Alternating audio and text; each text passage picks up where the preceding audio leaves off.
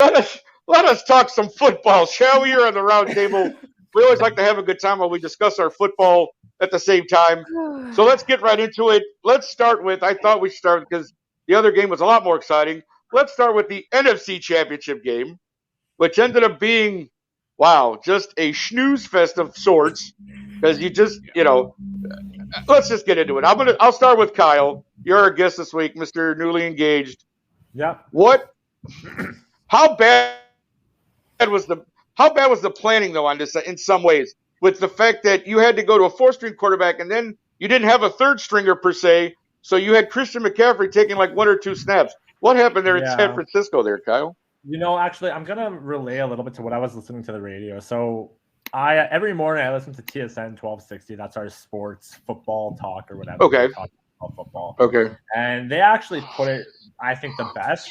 Going into that game, it was clear that, the Eagles were the favorites, right? So, I was obviously hopeful that the 49ers could have pulled it off. But if you look around the board, right, defense, even offensive weapons, like the 49ers are stacked. But at the same time, like how they mentioned on the radio, they've been riddled with injuries all year. You know what I mean?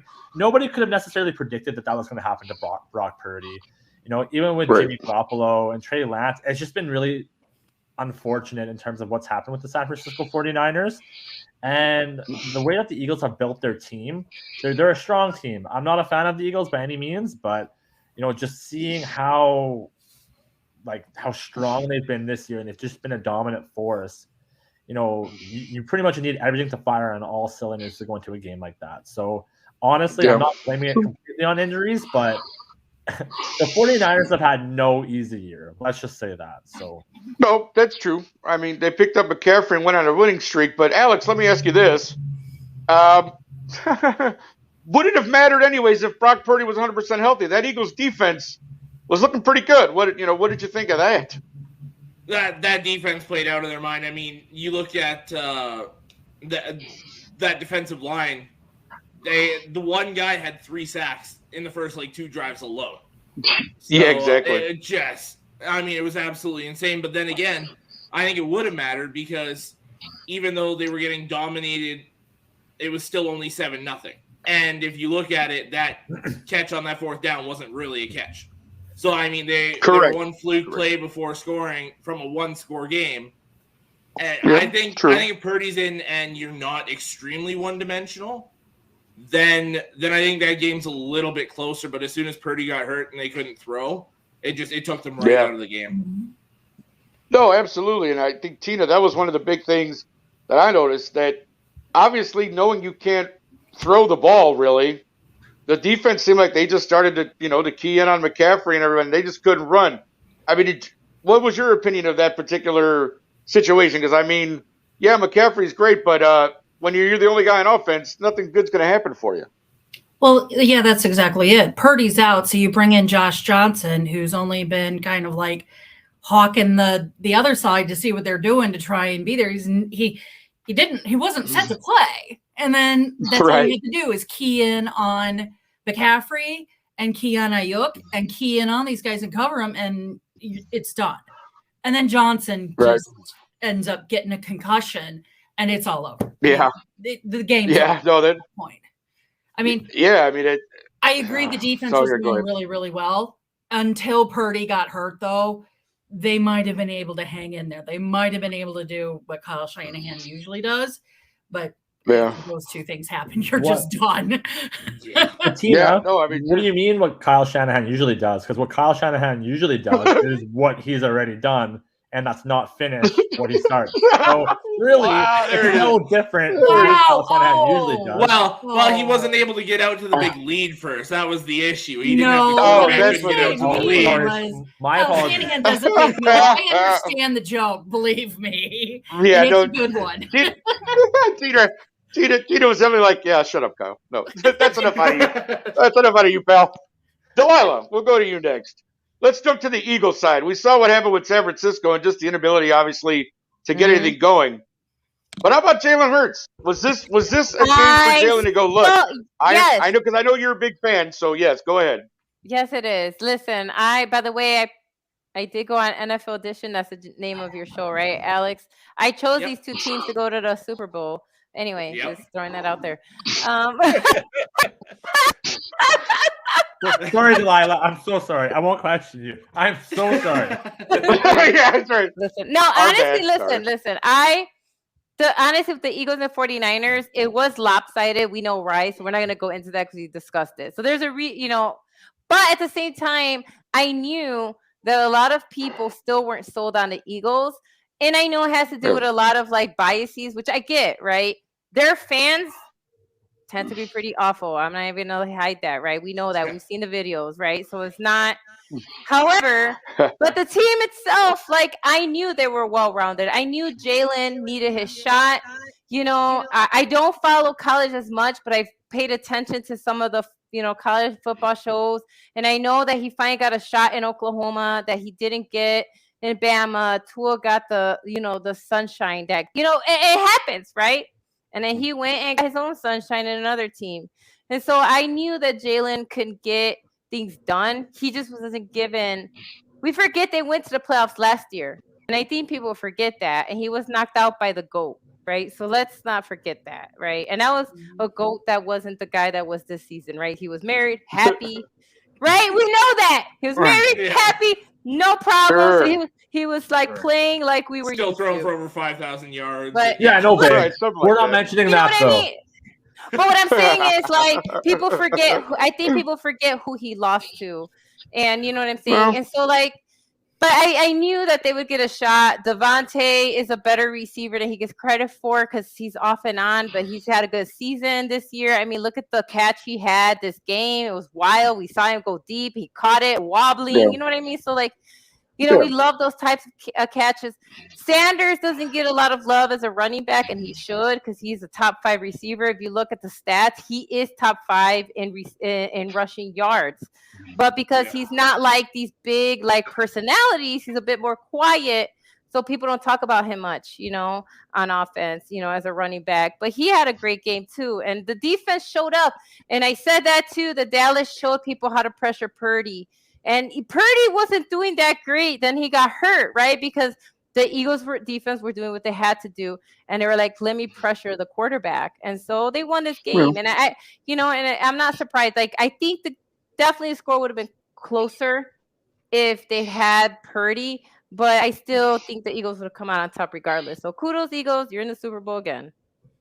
Yeah, no, they are. And Handy, I was going to kind of touch on the college aspect with you because I know you follow college a little bit more, but just in general with Jalen Hurts now, this is his third year in the offense. Like the first year they were like 2, 3, and like 13 or something like that. So they go from worst pretty much to now they're at the top of the NFC.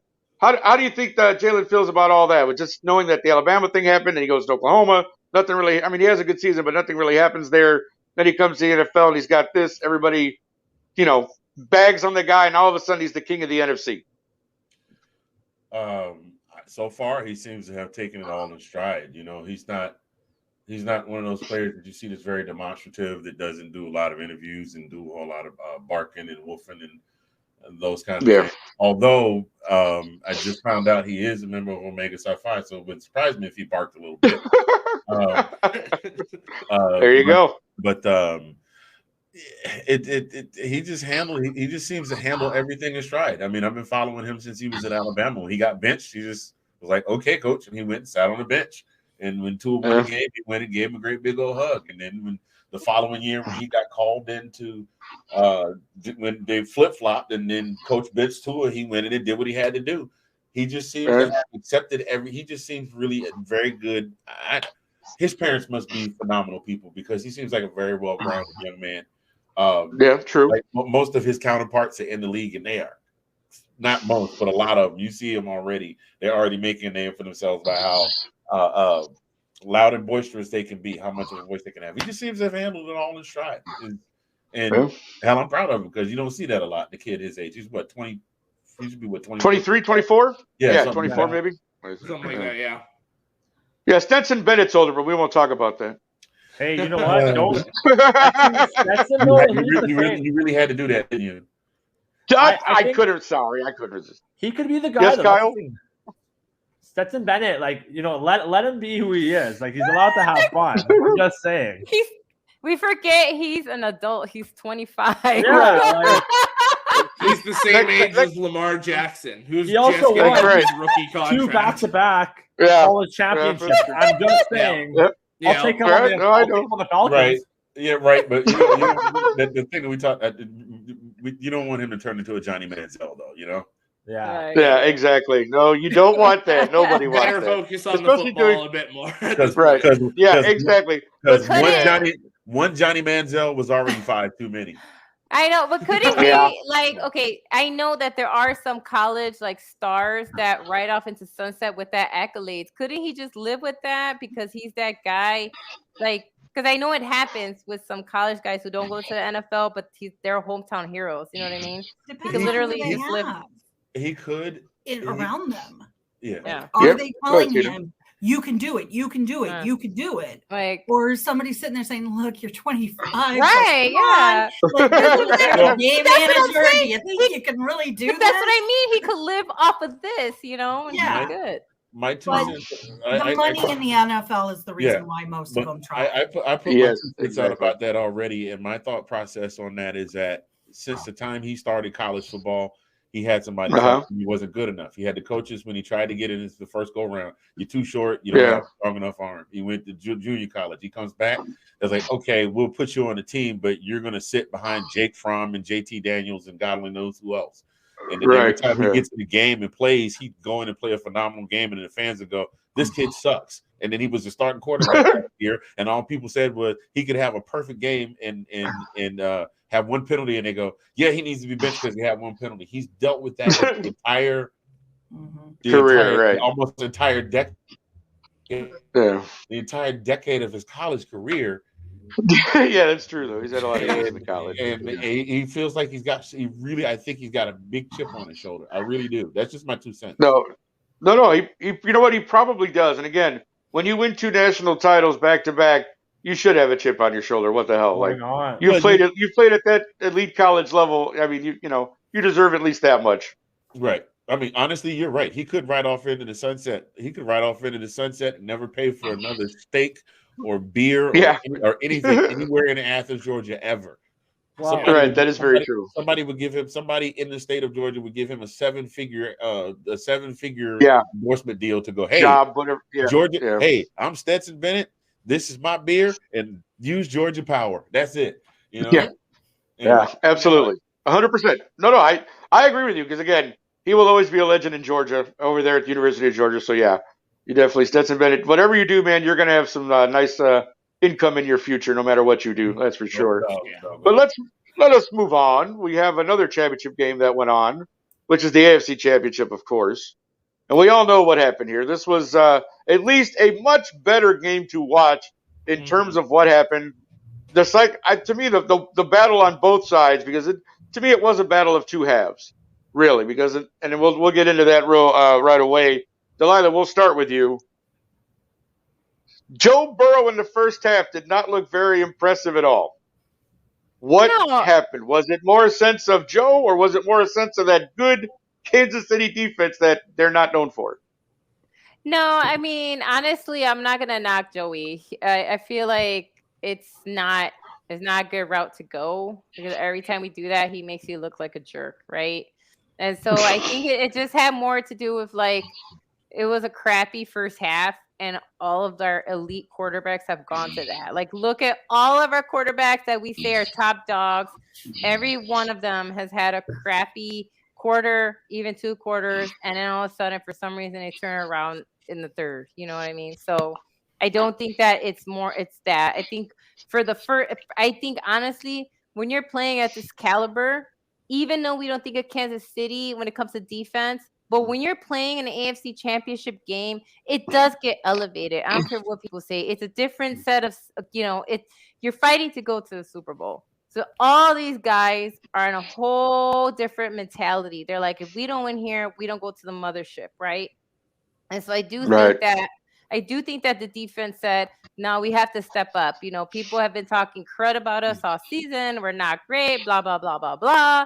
And so I do think that stuff gets in your head, which is why we saw all the videos afterwards, right? Of all the Kansas City Chiefs players making fun of everyone that doubted them, right? We saw all of them come out later. And I think that it was both. I think Joey B did have a bad first half, but I don't think we should take that as like his whole career. And I do think that the defense did step up for them. I do think Kansas City defense stepped up. They were like, we're in the high stakes game. You know, we need to get this. We need to pressure. We know already that Joe Burrow's offensive line is not good. We know that. We know that. We know that he just does not have a good O-line. And we know that we pressure, if we push at that and we poke at those weaknesses, right? The right weaknesses means you're gonna pressure Joe. You know, he's not gonna have time to get his cannon out. He's not gonna have time to even get it to his running back, right? And so I do think that they came in knowing that. They were like, they have a crap O-line. And so we cannot. Had 3 guys injured, right? With it, you know. Right, exactly. Well, not just that, it's all together, right? They're like, we're gonna take advantage of those weaknesses, and they did. They took advantage of those weaknesses, and I think that the Kansas City defense did their job in that first half. But then, of course, you know, we saw what happened in the second half, and things turned around, right? Yeah. But I really think that that's really what happened in the first half. You know, the defense really stuck up, and they took advantage of the fact that there were a bunch of injured players on that offensive line. And then that was a weakness that they could take advantage of, and they did. And that's what a good football team should do, right? That's what we want the defensive coordinator to do. It's like, all right, here we are, the big game. We're going to the Super Bowl. We're going to poke at this. Yeah, no, absolutely, 100% handy, my man. The Chiefs, though, obviously we knew Patty was coming in with the high ankle sprain, all that good stuff, all the talk all week. You know, is he going to be this? Is he going to be that? Overall, what did you think of his performance in this game? Listen. If you have been following Patrick Mahomes since he came in the league, and if you had never thought to yourself that boy was a baller, if you watched that game this past Sunday, knowing he had a high ankle sprain, knowing he's not 100%, knowing that he's not 100%, and saw what he was able to make happen, especially with that final drive en route to the game-winning field goal, and didn't think to yourself, Patrick Mahomes is a baller, I don't know what the hell game you were watching. I mean, I've never been on the Patrick Mahomes bandwagon, but I'm impressed. Like he's obviously the best. He's obviously the best of the young up and coming quarterbacks. You know. And okay, yeah, of course. I just one man's humble opinion. I mean, it's him, it's him and Joe Burrow right there, like a very close 1 and 2, I would think, just in terms of skill set and determination alone. But that boy balled all the way out. He was not going to be denied. The look on his face when he went out on the field was like, "All right, we got this. Let's go." And that's exactly what he did. Yeah, no, I mean, obviously, yes, and Tino, that was the thing, though. You know, obviously, early on and really into the second half, you didn't really see Patrick go for the run. There was a couple of instances where he had open holes to run, and he still looked to pass. Obviously, on the last play, he decided to run, and we all know what happened with that. But seriously, I know you're not a big fan, and I just get this out of the way. You're AFC, you're a Denver Broncos fan, so you're not a Chiefs fan. I understand this. A horsey. But seriously. Wow, Kyle's like horsies. All right, we'll get into that in a little bit here. Let's get Kyle. You kill me, man. I swear, you're killing me. Horsies. No, but what I was going to say, Tina. Sorry. No, but obviously, even probably you had to be impressed with the resolve of the Kansas City defense, especially because again, not being known for defense, Kansas City really came out and put the screws to Joe Burrow. What was your impression of all that? I mean, they did what they needed to do, which is they needed to keep the defense that they had in the game before, which they did. They lost their best cornerback. And I've got to say, for having a couple of rookie cornerbacks in that game, they did pretty well. I mean, they stepped up to the plate. I can't repeat on air the words that came out of my mouth when Mahomes ran for that. But I'm pretty sure that my upstairs neighbor's children did not enjoy it. But as I also said on the ladies thread too, I know I make a lot of jokes about Kermit and I don't like him. I do respect the man, but when you play him Absolutely. twice a year and twice a year, you get within a touchdown or two of beating the guy, and you've been doing it for 15 games now, you lose patience with the whole thing. So it's just frustration. Right. honestly. No, I understand. Yeah, I mean, Oh, goodness. yeah, they did what they needed to do. The Chiefs they played the game they were supposed to play. So Nope, that's true. Now, to the flip side of that, Kyle, as we all know, like you said, they definitely seem a lot. But Cincinnati, for their part, I thought their defense, actually, Joseph aside, but last play aside, that kid was having a monster game. Yeah. I mean, I think Cincinnati's defense really stepped up in a big way. Obviously, we know the result, but I mean, what was your impression of that? Because I think Cincinnati was playing lights out on defense. No, absolutely. I think Cincinnati's defense, though, has been kind of up and coming for the last couple of years now. Like, they've been doing a very, very good job of rebuilding that. Because before even Joe Burrow was, in Cincinnati, right? Like, they had holes everywhere, right? And they definitely filled it in the last couple of years over their defense. It's just, like you kind of mentioned earlier, it's their O-line, right? Because their O-line's been for so long that, it's literally pretty much a couple pieces away from them being, in my opinion, far better than what the Eagles are right now. Now, kind of tying that into everything too is, we talk about how Jalen Hurts is elite, quote unquote, right? But I'm going to be completely honest. Maybe this is a hot take, but I think that team is elite more so not because of Jalen Hurts, but because they have such a strong D line and a strong O line in particular. Like when they're lining up the ball, they're a strong team. Yeah, that's true. But you look at, KC. KC is very unique in a way. So you can actually compare KC to, funny enough, Green Bay actually in a lot of ways. But the thing that I find about KC is that Patrick Mahomes is a very talented quarterback. There's no question about it. He's by far in the last 5, 6, however long he's been in it, there's been nobody like Patrick Mahomes. And look at what KC currently has as weapons. Kadarius Toney is by no means he's a good wide receiver. He's great, right? But you have Juju Smith-Schuster, right? They had a newcomer, Pacheco. Pacheco is running back. Yeah. These aren't notorious names. These aren't people that people really paid a lot of attention to in college. I'm going to be honest with you. So with what he has right now, Casey does not get enough credit. It is crazy that they have made it now to the Super Bowl, in my opinion. And I don't know. I think a large portion of that also it comes down to coaching. And not to give it a spoiler, I think that's going to be the differentiating factor of who wins the Super Bowl is it's going to be coaching. Because don't get me wrong, Nick Sirianni, right? That's who it is. Yeah, right? Yeah, Sirianni, right? Sirianni's a great coach, but he's not Andy Reid. I'm just saying, he's not. Not a lot of people are, my friend. You're right. Not a lot of people are. That's my 2 cents though on that.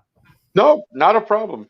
Alex, I'm going to go in a little different direction with you, just because this is now the third out of fourth year that Kansas City is going to the Super Bowl. Yeah. Right? Third, 3 or 4, right? And Patrick Mahomes, as it stands right now, if he wins this Super Bowl, can you consider him? And I'm talking elite though. I'm not talking about just good. Does this catapult him into that now early Hall of Fame? This kid is going to be one of the greatest quarterbacks of all time. With if they can pull that off, has he proven that with the way he's played in the last 5 years? So I think with that, he's at the point where if his career continues this way, he's a lock. I think it's one of these ones where if he has a good couple of years and then something happens and he decides to walk away, then he's still borderline after a 6, 7, 8 year career because it's been that phenomenal. Right. But I mean, we look at what he has around him, kind of like what Kyle said there. A lot of people don't realize that defense, even though a lot of people don't think it's that great, they were second in the entire NFL in pressures. So they get after the quarterback. They might not sack the quarterback, but they get there and cause him to be under pressure. So that it's crazy that Mahomes and Kelsey are really only the only big names on this team. Right. And they're enough to, like you said, bring it to the Super Bowl 3 out of 4 times. And true. The only time they don't get there is when Cincinnati played out of their minds last year in the AFC Championship game to steal from them right around the same score. Yeah, exactly. Well, that's the whole thing too. Like, I think it was magnified, given that really the score was the same, just an opposite result. Like, that's one of the. That was Cincinnati's best game, arguably all season last year. So it's the fact that even when you lose this game, it's that team's best shot that it takes to beat you. Like, I'm the same as Anthony. I'm not really on that bandwagon of Mahomes, but I mean, you've got to give him his credit where it's due. We're saying it's Burrow and Mahomes. I think it's Mahomes, then Burrow, then everyone else right now. Like, he's separated from Burrow too. Yeah, no, and that's the funny thing is last week, I think, I may not have mentioned it on air. I don't remember if I did or not, but yeah, I was thinking, Burrow's probably one of the, the best quarterback in the NFL just for a lot of intangibles, not just, what you see on thing, but his leadership and all that other stuff. I was like, Burrow's got to be one of the best if not the best quarterback in the NFL. And then Mahomes goes and does what he does, essentially to get his team to where, and that's the thing. I think that's missing in a lot of this more than anything. Is that you can criticize all day this guy did the hit or they wouldn't have been in field goal range. Mahomes did what he had to do to put his team in a position to win. And that's what good leaders and good quarterbacks do. And that's really the point. Because, again, I'm not the biggest Mahomes fan where I'm like, drinking the Kool-Aid and like, yeah, this guy. I mean, again, I respect what he does. Like Tina said, how can you not? But I always look for, man, what is he going to do? Because I want this kid to prove it to me. That's all. I just feel like, so for me, I wanted the Bengals to win, but again, kudos to Kansas City. They got there. They got past that now whole thing where in the press conference, Kelsey's like, Burrow hit my ass. You know what I mean? It's Mahomes or whatever. You know what, though? Because go ahead, Kyle. Yes. I was gonna say, like what you were saying, like there's that one play every year, and I'm sick and tired of people like complaining about it. Oh, we would have won of this and that. Like, listen, it's not. The game was not won or lost. It's just this year. Exactly. Every year. A lot of people are talking about the fifth down, and I'm like, my God, no, if you go back and you look, I know. Even me. I know. But every year that was the correct call. Right? I agree. But every year there's a conspiracy. Every year. I've never watched a football game in the modern era where everybody's tweeting. Where someone has had some crazy conspiracy about why this game won, that's the whole thing. Blah. It's so tiresome. I'm going to follow what Nick said. And Nick always says, and we say that as Bears fans who get always like the penalties or whatever, we can't leave it to penalties, right? Nick says that you can't leave it to the officials to cost you the game. Let's put it that way. Right. You get 60 minutes. Regardless. You got to score more. You gotta score more. Nick always says that you gotta put more points on the board. So if there is bad officiating, right? Because it happens, then it doesn't fall to that. So I agree with Nick. That's right. I think we need to get over the whole officiating thing, unless they have robots out there like the MLB is gonna try to do. Exactly. Like, this is where we're at, y'all. Okay. For another time. No, I know, but I'm just saying. I'm like, this is where we're at. Mistakes are gonna be made, and so I agree with Nick. You gotta be better and score more points so that if there is a bad call, it doesn't cost you a game. Doesn't cost you a game, exactly. Thanks for watching. If you like that clip, be sure to check out the other great content from the Let's Talk Football community. And as always, please like, subscribe, and hit that notification bell so you'll be notified when more great content like this becomes available.